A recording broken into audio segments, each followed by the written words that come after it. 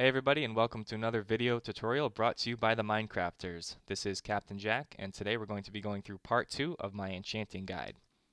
In this part, we're going to show you all of the different enchants that are available for your weapons, tools, armor, and bows, and hopefully it'll allow you to be able to enhance your gameplay, make things a little bit easier, and be able to fend off creepers and mobs and pigmen and whatever you need to do.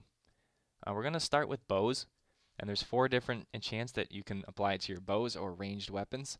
Up top there I have a regular bow, a crossbow, which is very powerful, a blowgun, which is not typically used, but you can use them, a blunderbuss, and a musket. And there's 4 different enchants that you can apply to your ranged weapons. The first one is power, and power is just going to add damage to the amount that your arrows, bullets, crossbow bolts, or ammo does.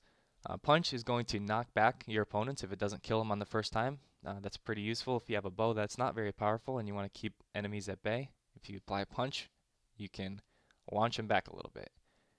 Flame will light your different ammo type on fire and also the mob that you hit on fire. And Infinity is probably the most useful one of these, and it will allow you to only carry one of the type of ammo in your inventory and fire an infinite amount. So if I show you here, I have one arrow, nothing else in my inventory. I shoot it, I lose the bow, or I lose the arrow. But if I have this, and I have this bow enchanted with every different type of enchant on it, so you're going to see the arrow light on fire and not consume the one in my inventory.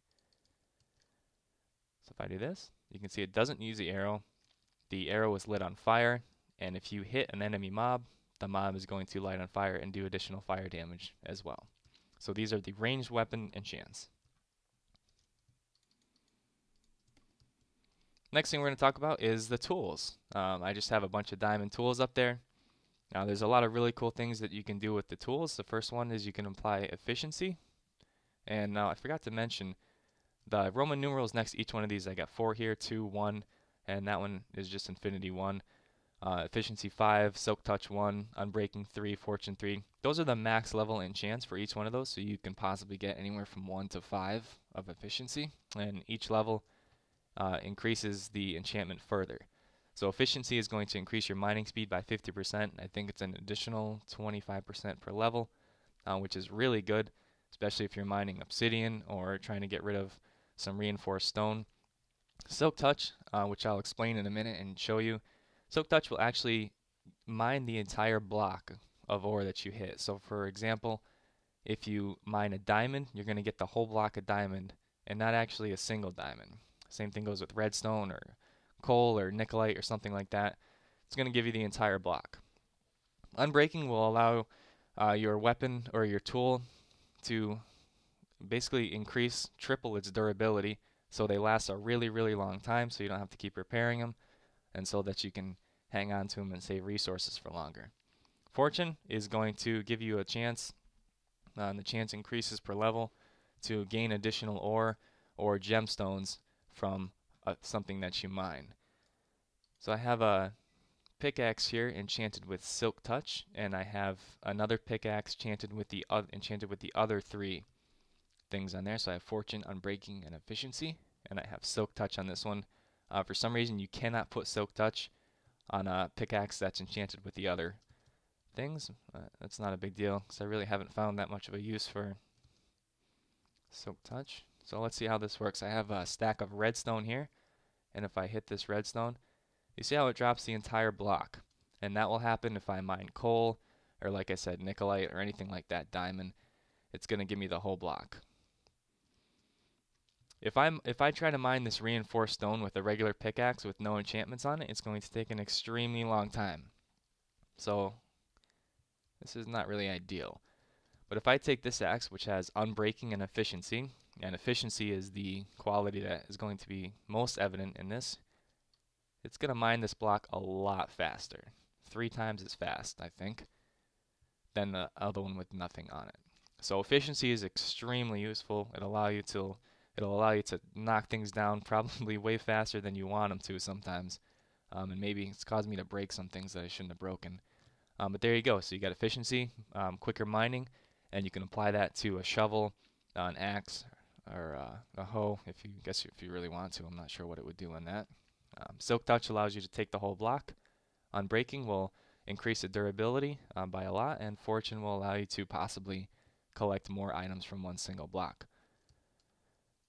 Next thing we'll go over is weapon enchantments, and there's a bunch of these. We'll go over them one by one in order from top to bottom. Sharpness will increase your damage all around to any mob, and I think it's 1 damage or 1.5 damage per level, if I'm not mistaken. Smite will increase your damage against undead. That's zombies, skeletons, pigmen, stuff like that. Bane of Arthropods will increase your damage towards spiders, cave spiders, and silverfish. Those are those annoying little things that live underground. Knockback will basically just knock your opponent back, and depending on the level, it'll just knock it back even farther. So 1 will knock it back half as far as level 2. Fire aspect, when you hit your mob, or when you hit the target, you have a chance of lighting it on fire, and the chance increases per level. Looting will cause mobs to drop additional items that they possibly wouldn't have dropped before, and we will see that in a minute. Vorpal has a chance to lop off an enemy's head so that you can keep it. Now you can put them on walls. If you cut off wither skeleton skulls, you can use those to build the wither and fight it. And Disjunction, which somebody had a question about, will increase your damage towards endermen. And I'll show you how those will work in a minute. The next thing we have here is armor enchantments. There's a bunch of these as well, and I'll just go through them one by one. Protection 4 will cause all damage against you to be converted into armor damage. I'm not wearing any armor right now, but if I put this on, all the damage applied will go to this red line down here, and I'm sorry, it's the opposite. It will go to the gray line up here, which is your armor, and not be applied towards your regular health bar. Fire protection is self-explanatory. Protects you from fire. Each level protects you even more. Feather falling does not make you fall as slowly as a feather, as you might think. It actually provides a cushion for when you fall from too high. So falling from 100 blocks up may not kill you actually if you have this enchant in your armor. It just causes the landing to be softer, so you can take more damage if you fall from somewhere that's high. Chief Diesel could definitely use that enchant. Blast protection, self-explanatory again. Same thing with projectile protection. Will just protect you more and more from blasts. And projectile protection will protect you from arrows and things like that. Respiration will allow you to breathe underwater for longer and longer, depending on the level of the enchant. Aqua Affinity, if you have it applied to your armor, will allow you to mine faster underwater, and we'll see that in a second. And Thorn will cause damage to attackers when they hit you. So let's take this out. I have a few armor pieces here. At least I thought I did. If I don't, I'll show you.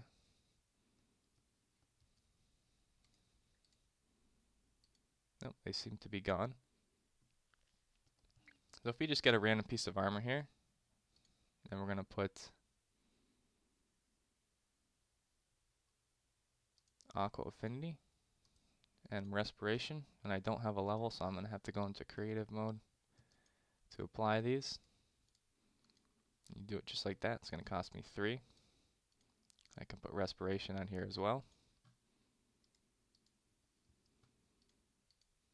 And if I wear this and just go grab a regular iron pickaxe and fall down in the water here.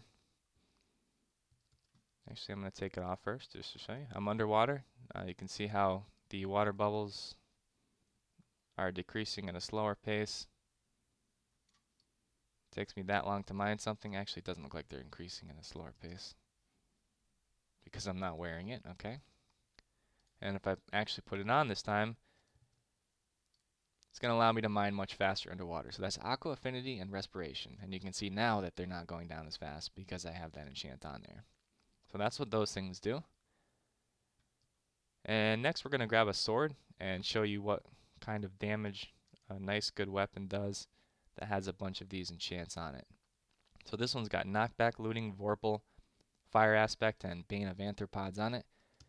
And we're going to go into creative mode. We're going to spawn, and actually don't need to do that, just need to go into peaceful. Change it to easy. Change it to nighttime.